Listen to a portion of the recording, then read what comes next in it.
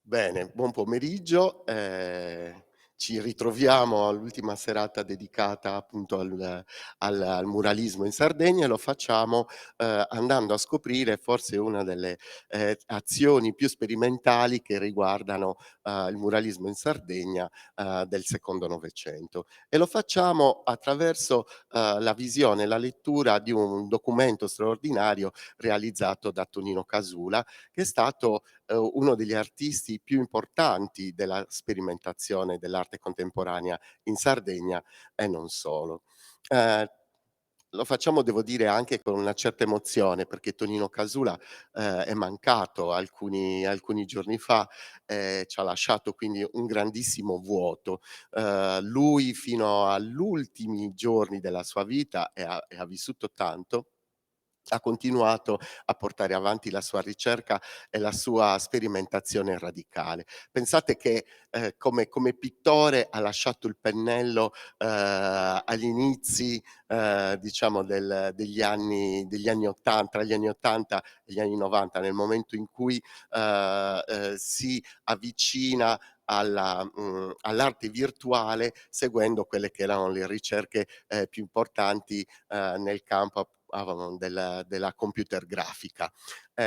Lui infatti amava dire a chi gli chiedeva come mai non utilizzasse più, la pittura tradizionale in un mondo invece di pittori che si ostinano, nonostante tutto, a dipingere, lui rispondeva: "Perché devo usare il carro se hanno inventato l'automobile?" E quindi attraverso questa divertente riflessione lui ci racconta, quello che è stato il suo impegno maggiore, dedicata appunto alla sperimentazione dell'arte. Una sperimentazione che nasce a partire dalla fine degli anni '50 con Studio 58, insieme ad altri grandi maestri, del suo tempo, tra cui Gaetano Brundu, Rosanna Rossi, Primo Pantoli.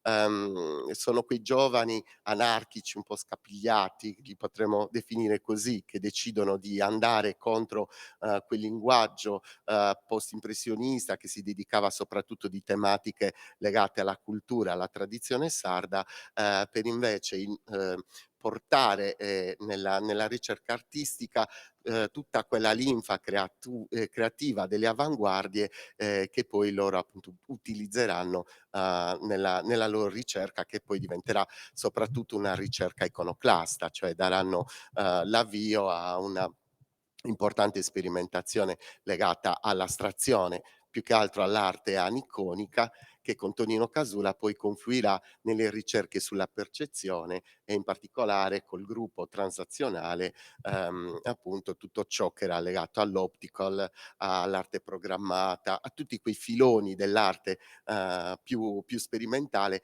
che forse in Sardegna, che era una terra molto aggrappata alla sua tradizione e in qualche maniera quindi arrivava in ritardo su certe ricerche, apparirà appunto come la forma più innovativa. È forse il momento in cui la storia dell'arte contemporanea in Sardegna collima con quella internazionale. Mentre fino a quel momento possiamo leggere una certa un certo attardarsi a delle ricerche delle forme di linguaggi che appartenevano alle generazioni precedenti. Vi faccio questa premessa perché è fondamentale per capire quale attitudine gli artisti che hanno lavorato al ciclo di Murales, li chiamiamo così, ma poi vedremo che è improprio chiamarli così, a Settimo San Pietro, ecco ve la faccio per farvi capire quale, fosse la loro intenzione, quale fosse il loro progetto. Il muralismo, prendiamo un attimo, la rincorsa dalla sua definizione storica in Sardegna, nasce, lo sappiamo ormai tutti, alla fine degli anni '60 a Settimo San Pie scusate, a San Sperate, con il nostro Sciola, che, con l'invenzione felice di Paese Museo inizia a portare avanti una ricerca importante sulla tecnica del muralismo, che nasce quindi come una produzione, se vogliamo spontanea, comunque partecipata, della comunità alla creazione di opere sotto la supervisione ovviamente anche di maestri importanti come Sciolà stesso, che però, porta avanti quelle istanze, che ritroviamo anche nel muralismo sudamericano, per esempio, cioè la necessità della società civile, della comunità di raccontare, di rendere pubblica quelle che erano le ansie, anche le inquietudini verso i cambiamenti sociali che erano in atto. Quindi noi dobbiamo guardare a San Sperate come un paese che sta riflettendo proprio in quegli anni,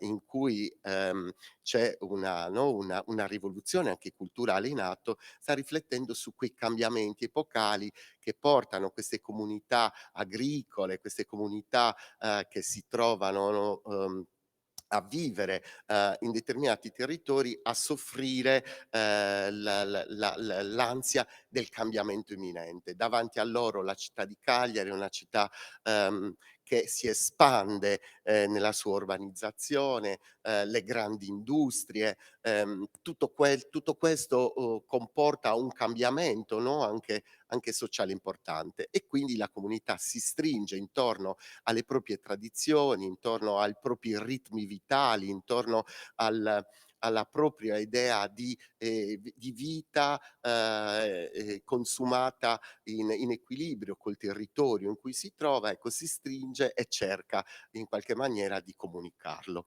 È così che nasce, anche per gioco, per scherzo, il primo murale che è appunto dedicato alla festa delle pesche, no, che sappiamo le pesche di San Sperate sono ancora oggi ricercate per la loro bontà, ma che raccontano appunto una comunità agricola che si prende cura, dei propri terreni e che poi grazie a un lavoro così meticoloso e attento e serio poi ritrova, i frutti e possiamo proprio dire che è il caso di dirlo, i frutti migliori. Questo murale dedicato alle pesche, tra l'altro verrà realizzato, su, dicevamo, iniziativa, di Sciolla, ma verrà realizzato da Foiso Fois, che è stato probabilmente il maestro storico che più, possiamo guardare come cerniera, come punto d'incontro tra quello che è stato, cioè la grande tradizione dell'arte sarda, del primo Novecento, con invece la forza di questi innovativa di questi giovani del secondo Novecento, no, inquadriamo Studio 58 appunto dal 58 e infatti mostra di Studio 58 che si terrà dall'Otico Franz, perché i centri culturali, i cittadini di Cagliari non volevano dare i loro spazi a questi giovani perché non li reputavano abbastanza pronti per poter raccontare la loro ricerca. Ecco, questo gruppo è supportato dallo stesso Foiso Fois insieme ad Antonio Azza, che erano dei maestri invece già super riconosciuti. Questo ci fa capire che lui aveva visto in questi giovani, comunque la loro, forza innovativa e li aveva, sostenuti, supportati. E il linguaggio di Foiso Fois, che è un linguaggio molto legato anche a nei colori, nel modo di rappresentare la figura, alla pop art se vogliamo, no, quindi a queste ricerche che arrivavano oltremare, effettivamente, ci sembra adatto anche per queste prime rappresentazioni, del muralismo, che va a cercare, per sua natura, un linguaggio più semplice, più chiaro anche, adatto alla propaganda, cioè adatto anche a portare, a comunicare dei messaggi a una società stratificata, quindi un linguaggio chiaro, un linguaggio che deve arrivare a tutti, un linguaggio che è anche supportato, da un certo tipo di politica, una politica soprattutto che appartiene al mondo di sinistra, al mondo comunista, che chiedeva, l'utilizzo di linguaggi semplici, di un realismo socialista cosiddetto, che aveva, il compito di, portare avanti istanze, e temi legati alla classe operaia, insomma a tutte quelle necessità, quelle urgenze che appartenevano alla co alle comunità. Quindi il linguaggio è quello, però, in San Sperate,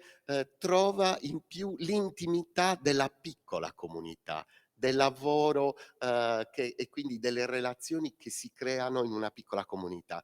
Se il muralismo parla alle masse, il muralismo in Sardegna invece parla a piccole comunità. Ecco qua una grande differenza. E quelle stesse comunità partecipano alla realizzazione di quei murales, danno la disponibilità dei loro muri e intervengono direttamente nella loro creazione.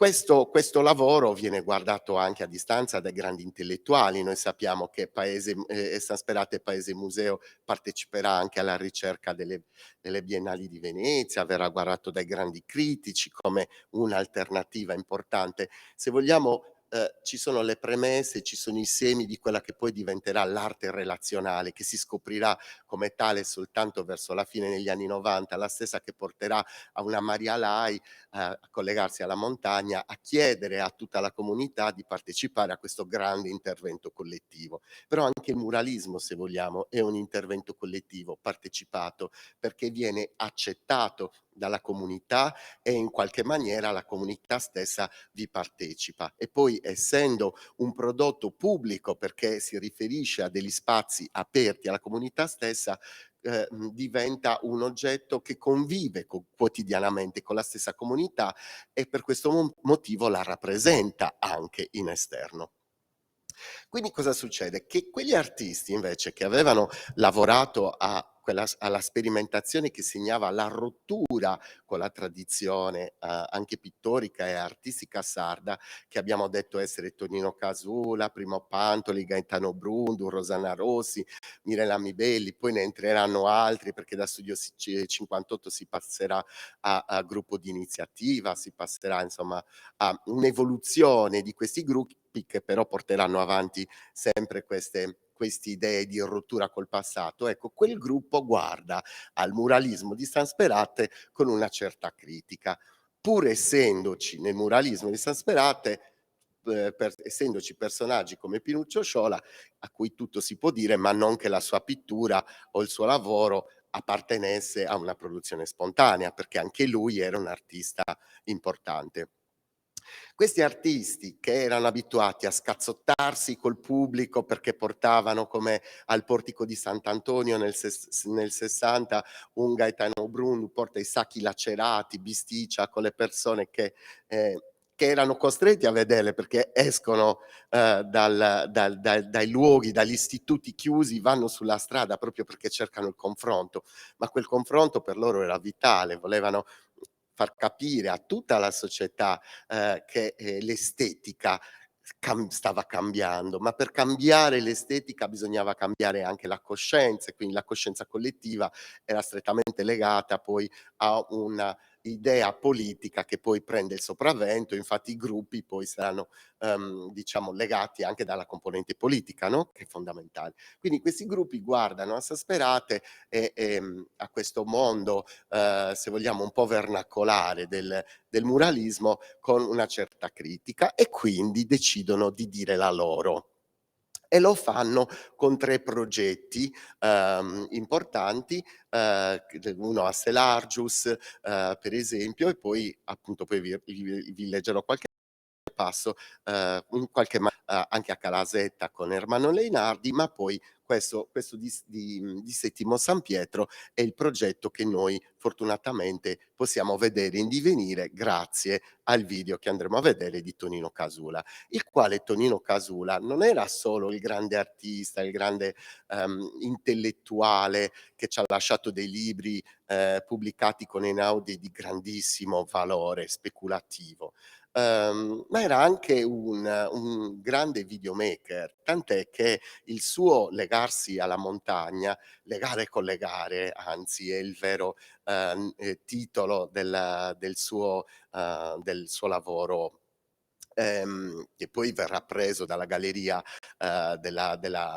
Duchamp, tagliato in alcune parti e intitolato, "Legarsi alla montagna". Ecco, quel legare e collegare oggi è la testimonianza più importante e profonda che abbiamo del progetto di Maria Lai, che essendo un progetto effimero, diciamo, un lavoro, un'azione di arte partecipata che si è conclusa, ha avuto un inizio, un principio e poi si è conclusa, se non ci fosse il video di Tonino Casula noi non ne avremmo coscienza così, no? Così approfondita, e oggi i più grandi musei del mondo non avrebbero documentazione sufficiente forse per poter raccontare quello che ad oggi è ritenuto una dei progetti, una delle esperienze più importanti dell'arte relazionale al mondo.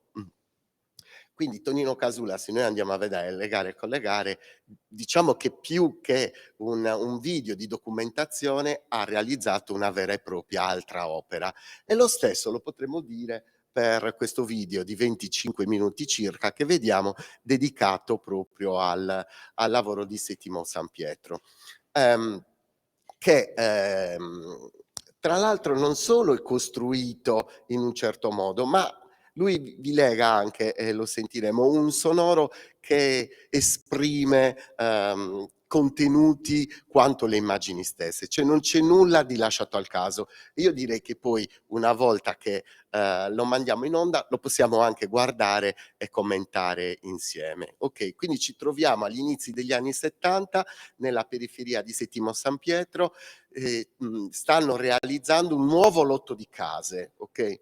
E già questa, pensate, è una grande differenza rispetto a quello che succedeva a Settimo San Pietro, scusate, a San Sperate, oppure anche più in là in altri paesi come appunto il muralismo politico che si svilupperà ad Orgosolo. Ecco, qui a Settimo San Pietro non si lavora nei centri storici come avviene a San Sperate, ma si lavora su nuovi lotti, su nuova urbanizzazione.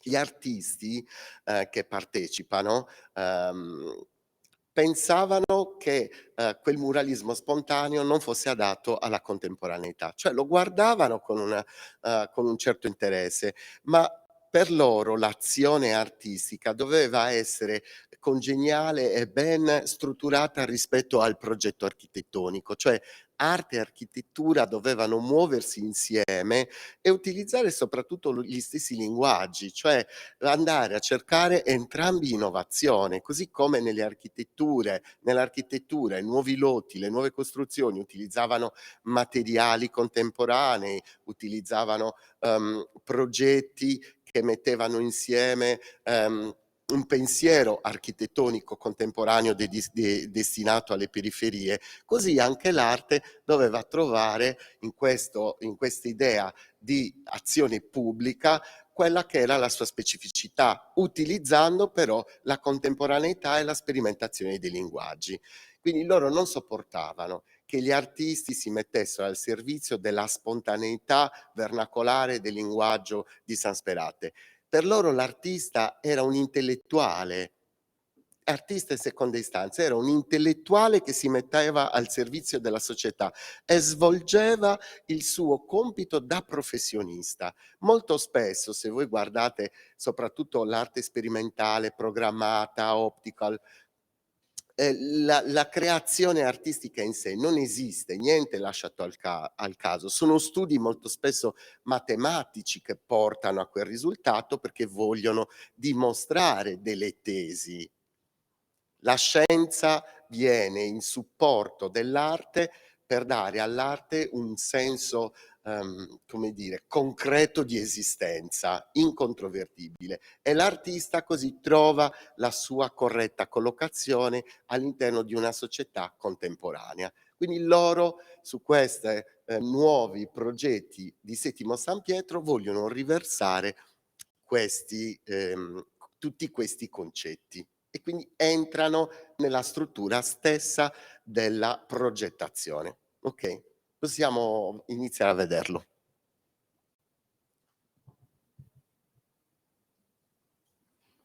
Luciano Muscu, Primo Pantoli, Gaetano Pinna e Rosanna Rossi sono intervenuti con i loro murali in un nuovo complesso di edilizia popolare a Settimo San Pietro, un centro a 12 km da Cagliari.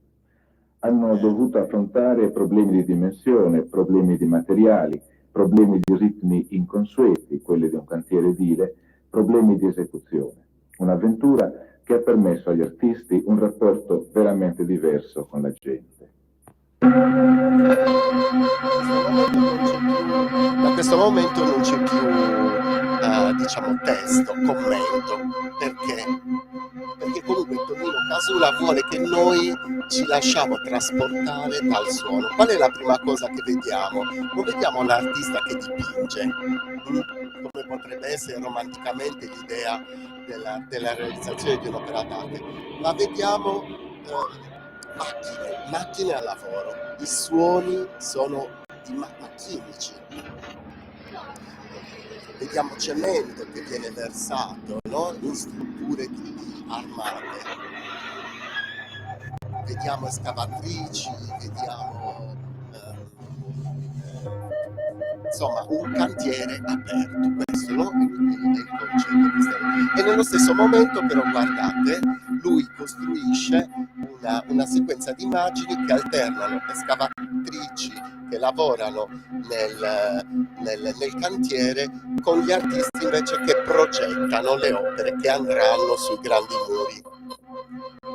Questo è Tonino Casula, dietro vediamo le sue opere optical che fanno parte della sua produzione del momento, lavora su un tavolo che è quello di un architetto, controlla i progetti come li controllerebbe un architetto, utilizzano delle maschere su cui puoi riversare e riportare il colore, quasi degli stencil, si pongono il dubbio di come far durare questi lavori. Noi non vediamo una comunità in festa che crea le sue opere sui mattoni in ladri e ci racconta dell'agricoltore che raccoglie dalla terra il frutto del suo lavoro. Noi vediamo dei professionisti che scelgono dei materiali appropriati e che lavorano dentro un cantiere edile, come lavora l'ingegnere, come lavora l'architetto, come lavorano tutti gli operai. Sentite i suoni, non ci sono quindi solo i suoni che lui ricava dalle macchine che lavorano, ma aggiunge anche questi suoni elettronici che ci fanno vedere queste gru che tirano su questi pezzi di muro come se fossero quasi degli astronavi. Quindi la sensazione che loro ci danno è di un futuro. Noi stiamo guardando quello che sarà il futuro, ci stiamo immaginando il futuro, un futuro creato da tante persone, da tanti uomini che hanno ciascuno il suo ruolo che concorre alla creazione di un'opera unica.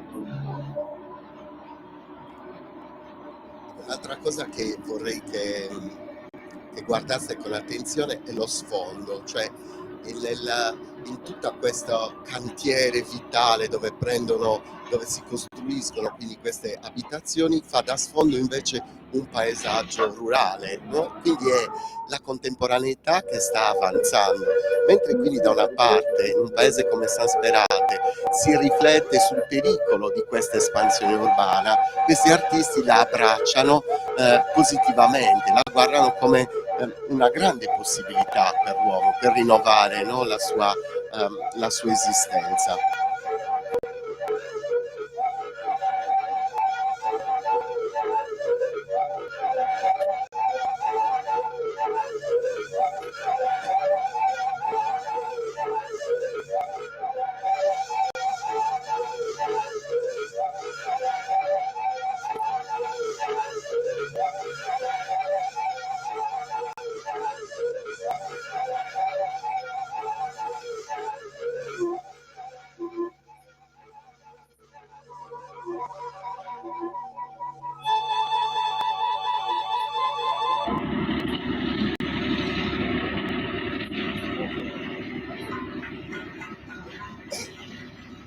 La cosa interessante di questi progetti di murales che fanno, dicevamo, Luciano Muscu, Rosanna Rossi, poi la vedremo, Tonino Casula, Gaetano Brundu, Angelo Liberati, è che pur concependo il progetto per questi muri, loro non perdono la caratteristica del loro lavoro, del loro linguaggio. Quindi possiamo dire assolutamente che ogni murale rappresenta le caratteristiche pittoriche, artistiche degli artisti che partecipano alla realizzazione del progetto. Quindi sì, c'è l'elemento collettivo, però essendoci una progettualità di base che appartiene a uno e a solo uno degli artisti, questa progettualità è mantenuta anche laddove a lavorare concorrono più persone. L'artista quindi non è detto che debba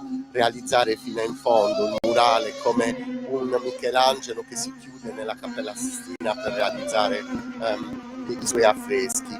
L'artista può anche solo limitarsi a concepire il progetto, che poi però viene realizzato da una squadra, da un'equipe, supervisionato dall'artista stesso, anche se poi vediamo dal video che gli artisti partecipano, dipingono sul muro, però noi possiamo riconoscere l'opera di Tonino Casula, l'opera di Gaetano Bruni, l'opera di Rosanna Rossi, perché non sono altro che grandi, forti ingrandimenti di quello che loro già realizzano a livello pittorico come artisti di settore. Ecco, questo è il grande baffo di Gaetano Brundu, assolutamente irriconoscibile, che però si trova su un progetto murario. Quindi loro non perdono questa caratteristica. Infatti il professor Naizza guarderà questa componente come un limite, che dice sì, voi volevate fare un progetto che tenesse conto della progettualità architettonica e dello spazio nel quale il progetto stesso si immerge, ma in realtà mantenendo così stretta la vostra identità avete creato un divertissement particolarmente colorato delle vostre opere, cioè quasi una galleria a cielo aperto, perdendo invece la funzione che voi avevate dichiarato all'inizio del vostro progetto. Cioè nel mantenere forte la loro identità hanno in qualche maniera limitato la capacità del progetto a un intervento site specific, così come noi ci mettiamo.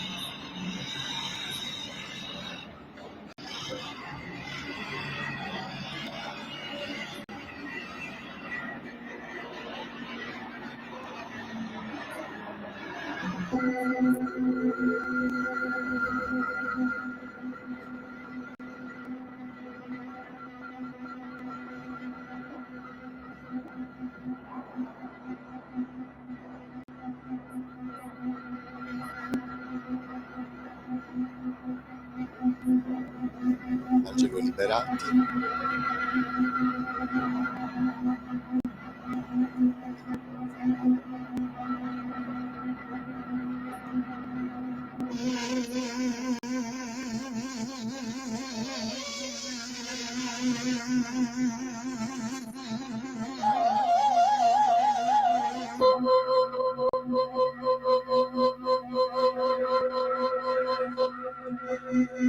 L'elemento pop molto presente nell'opera di Angelo Liberati, la scrittura, la poesia visiva che fa parte, l'idea di utilizzare dei cartigli, no? Con queste diciamo con queste forme illusionistiche è tipica della sua pittura, la ritroviamo nelle sue tele, nella sua grafica, nei suoi disegni, e ora è invece rappresentata su parete.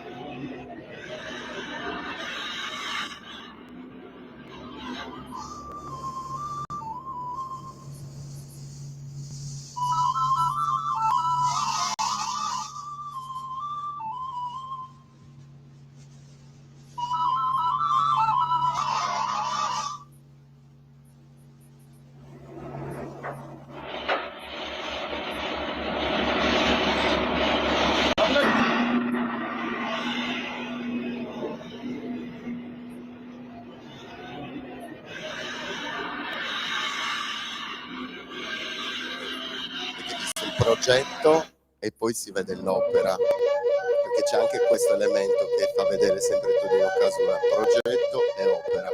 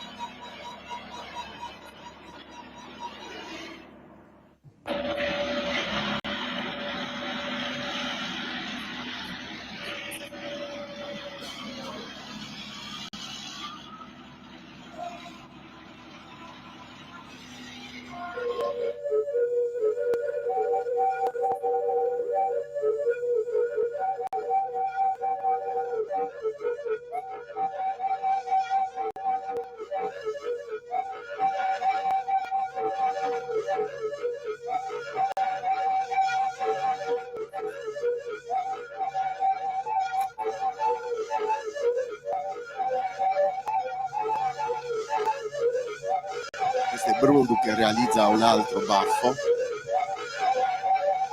noi lo mettiamo appunto, come vi dicevo, in relazione alle opere che realizzava in quel periodo, non c'è grande differenza, come una grande tela.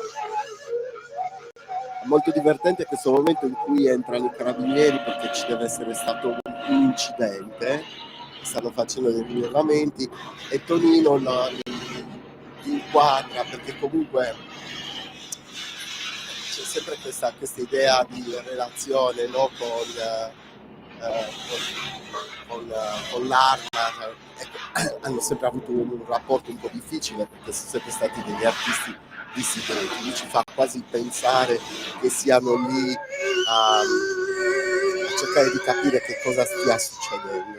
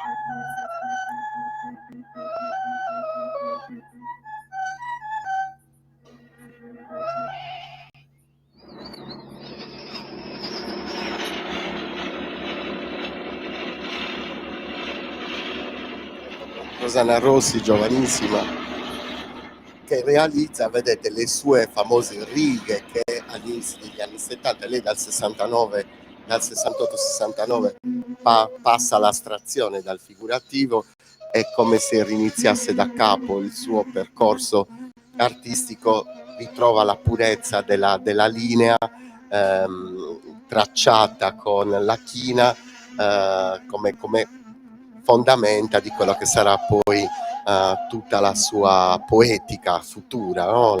Il suo magistero futuro. E quindi ritroviamo questi elementi ingranditi sopra questo muro. Questo è sempre Gaetano Brunduk colora. Però vedete, c'è sempre l'elemento della macchina che scava, della terra che viene tolta, del cantiere in divenire. È un elemento a cui tiene tantissimo Tonino Casula, che vuole rappresentare la modernità. Le stesse impalcature sono colte come elemento geometrico.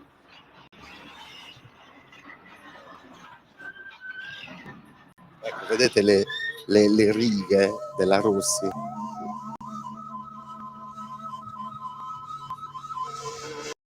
Si chiamava Beautiful Lines, Gillo Dorfles, che è stato uno dei critici che l'ha amata di più.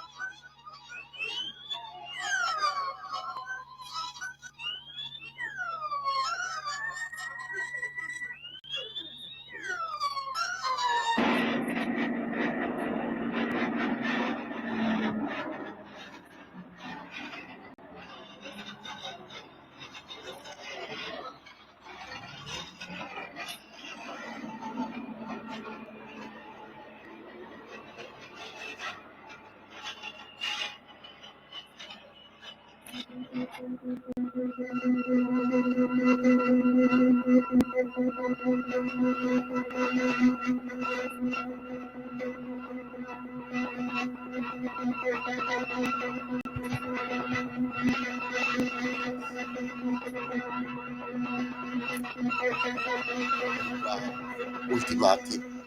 Stavo cercando il commento del caffè Cettolino Casula, questo è Ermanno Reinardi, guardate com'è anche lui così essenziale, no? Nella sua, così fedele anche alla sua produzione artistica,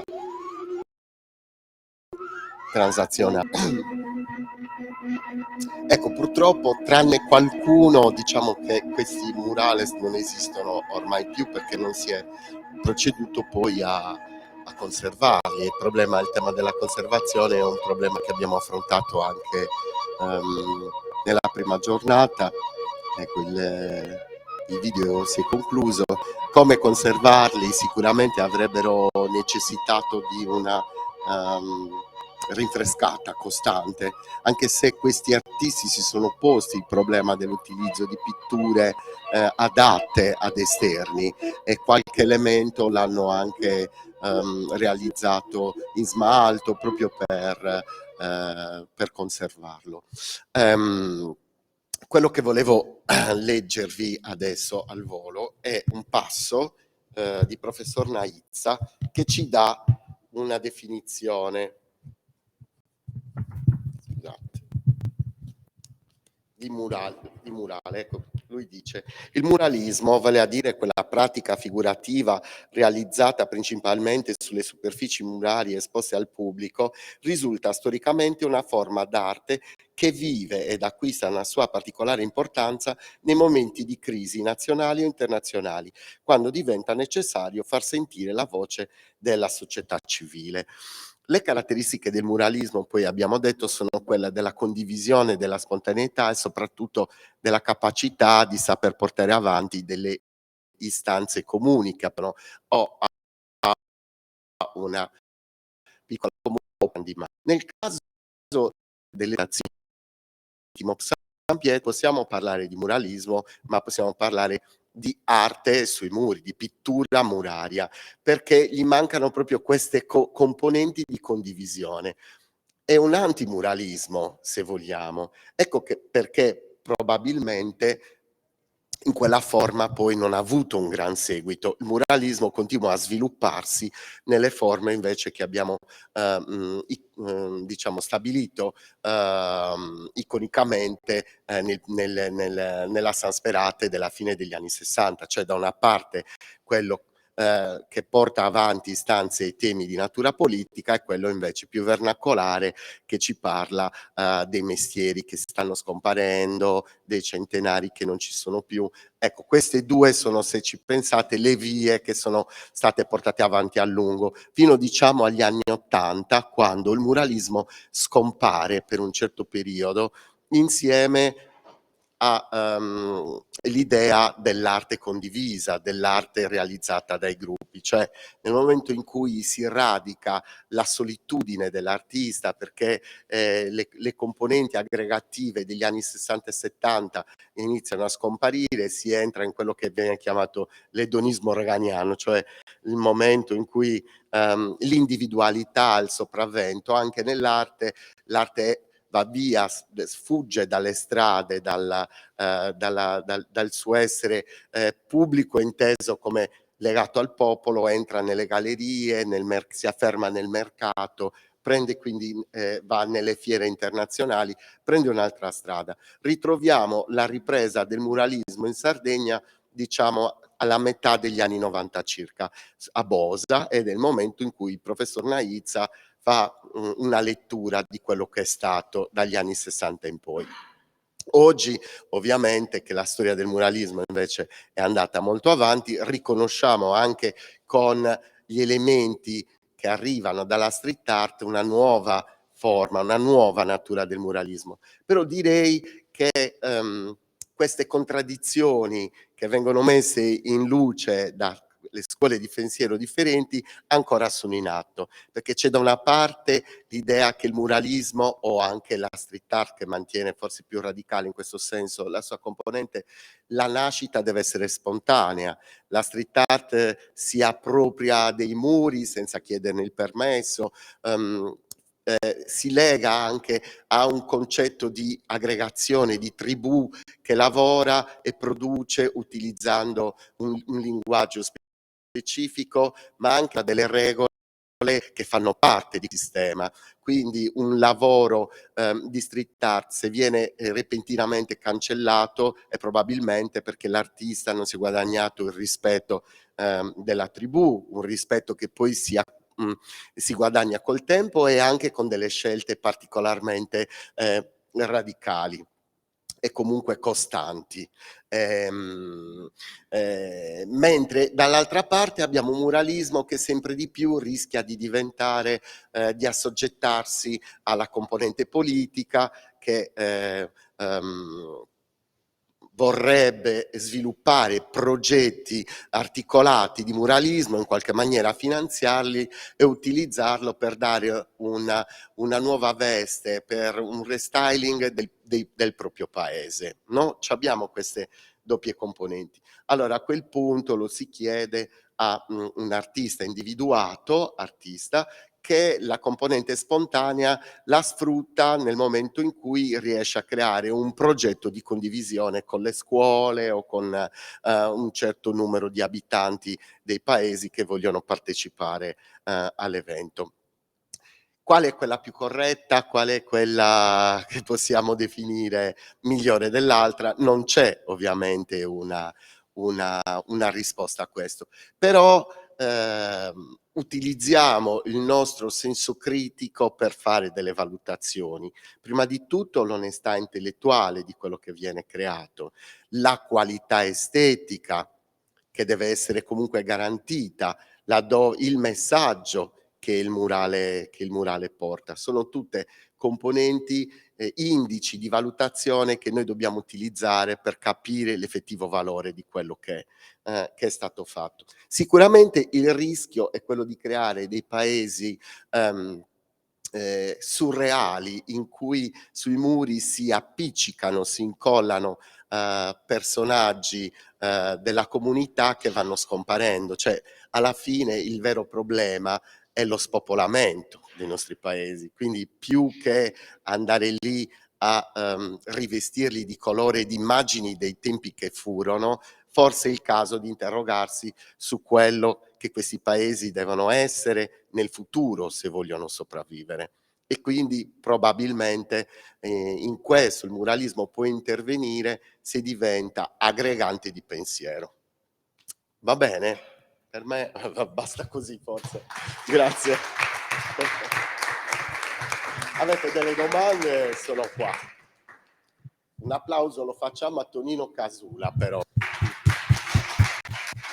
che lo merita che le istituzioni soprattutto lo ricordino, perché ricordatevi che in vita lui non ha mai ricevuto una retrospettiva, comunque una mostra antologica che mettesse in luce il valore straordinario che ha avuto nella ricerca non solo in Sardegna ma in tutto il mondo. E lui che era uno sempre connesso grazie ai sistemi web, chiacchierava molto più facilmente con università straniere che lo chiamavano a raccontare la sua storia, la sua ricerca, che invece con il territorio stesso. Di questo lui si è molto spesso lamentato. Quindi facciamo di più per i nostri maestri storici, perché sono davvero forse il patrimonio più importante che abbiamo, più anche delle collezioni chiuse dentro i musei.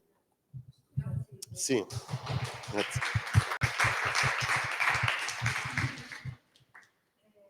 Io ero molto amica di Caterina Fidano, Torino Casulo, conosco anche lui a Serato, non c'è niente di Serato, perché lo stesso Sì, sì, Seratus, sì. contemporaneamente agli stessi anni.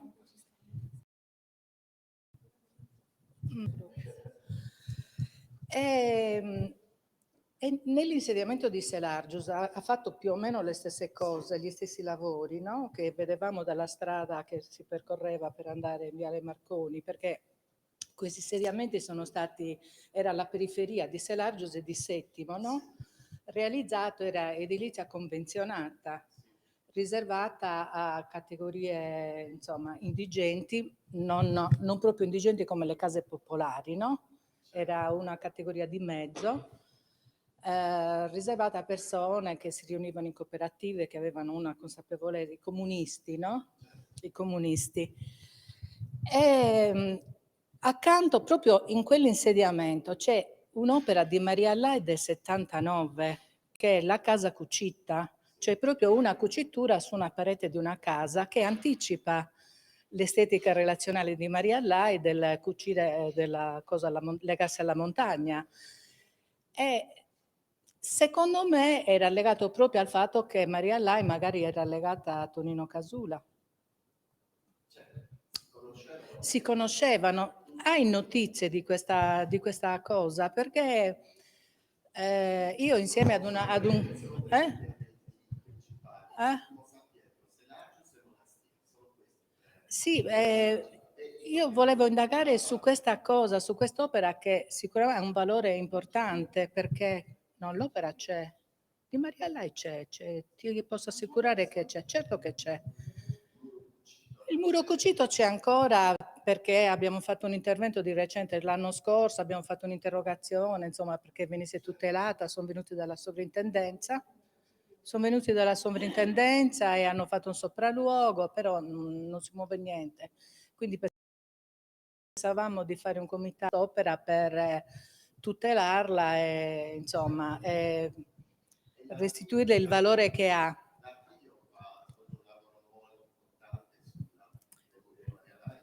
Sì, sì,